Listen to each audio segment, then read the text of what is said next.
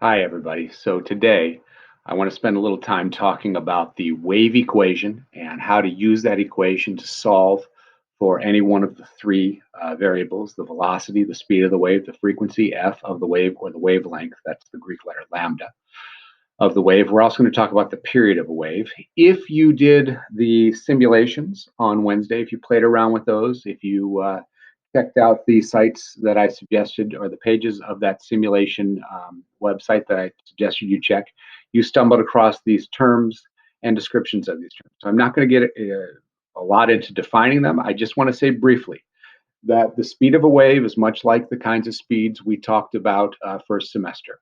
It's how fast the wave moves, or in other words, it's measured in meters per second, just like any other speed has been.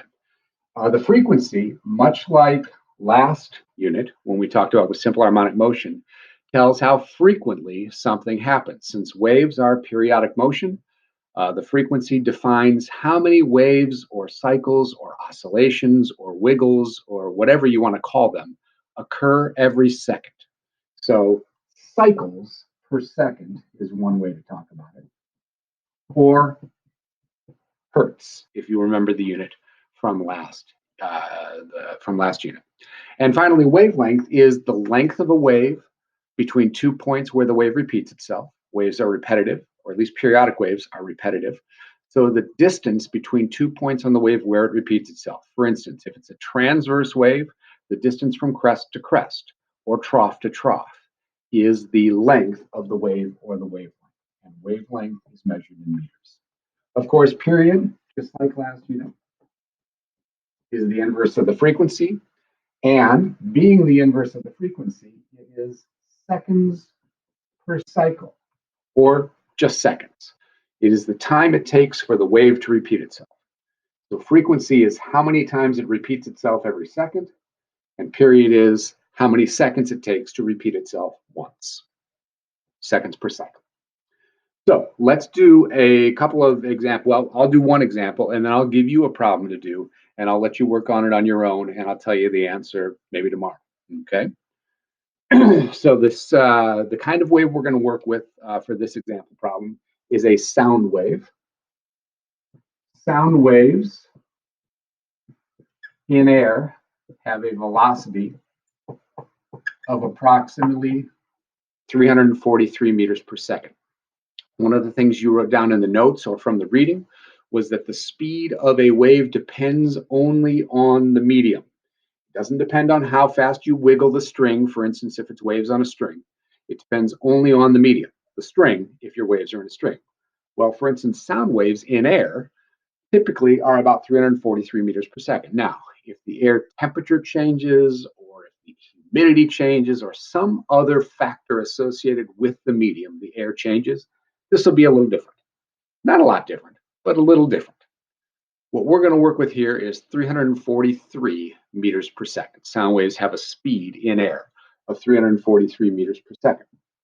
Now, concert A, for those of you who are musicians, concert A has a frequency of 440 hertz. 440 hertz. That means the sound waves wiggle back and forth 440 times every second. Now, you know, sound waves are longitudinal waves. So what we're talking is the air coming closer together and then farther apart, closer together and then farther apart, 440 times per second for concert A. If the note is lower, the frequency is lower. If the note is higher, the frequency is higher. But for that particular note, the frequency is 440 hertz. So our job is going to be to find the wavelength and the period of that particular note. The period is easy, right? The period is 1 over the frequency. So if I go over here, period is 1 over 440, and I get handy dandy calculator here. 1 divided by 440, I get 2.3 times 10 to the negative 3 seconds. All right, that means it takes 2.3 times 10 to the negative 3 seconds, or 2.3 thousandths of a second for the air to wiggle back and forth once for concert A at 440 hertz. All right, so that's the period.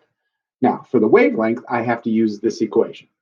So I'm going to rearrange that equation to solve for the wavelength.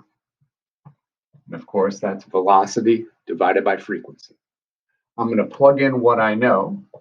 Again, for the speed of sound in air, it's 343. For the particular frequency or pitch note I've chosen, concert A, it's 440 hertz.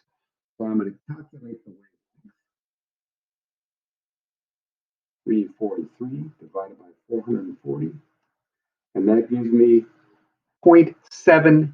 0.78 meters. In other words, the wavelength of that particular note. All right. The distance between points on the wave where it repeats itself is 0.78 meters. That's the wavelength.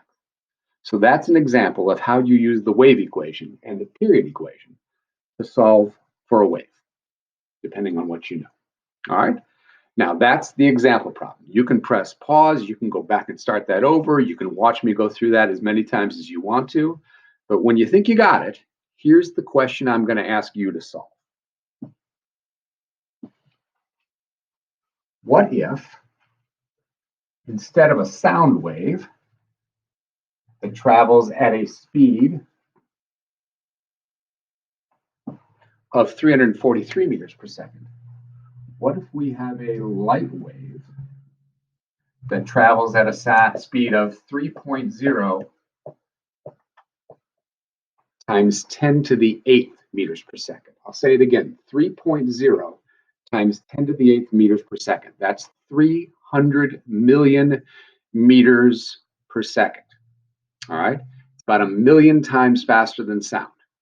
Now, this is the speed of light through the vacuum of outer space. When it comes into the atmosphere, when it goes through water or glass, as we'll see in a later unit, it goes slower. But that's the number we're using. That's the infamous C, the speed of light in a vacuum. Is an E equals mc squared. That's C, 3.0 times 10 to the 8th meters per second. Now, red light, of all the colors of light, visible colors, right? Roy G. Biv, red, orange, yellow, green, blue, indigo, violet. Red light has a wavelength of about 700 nanometers, nm. Remember, nano is 10 to the negative 9. Red light has a wavelength of about 700 nanometers. So what I would like you to do is to use the wave equation and the period equation to find the frequency and the period of red light. Knowing the speed, knowing the wavelength, being careful to convert nanometers to meters. I'd like you to calculate the frequency in hertz and the period in seconds. Give it a try. I'll tell you the answer tomorrow. Have fun.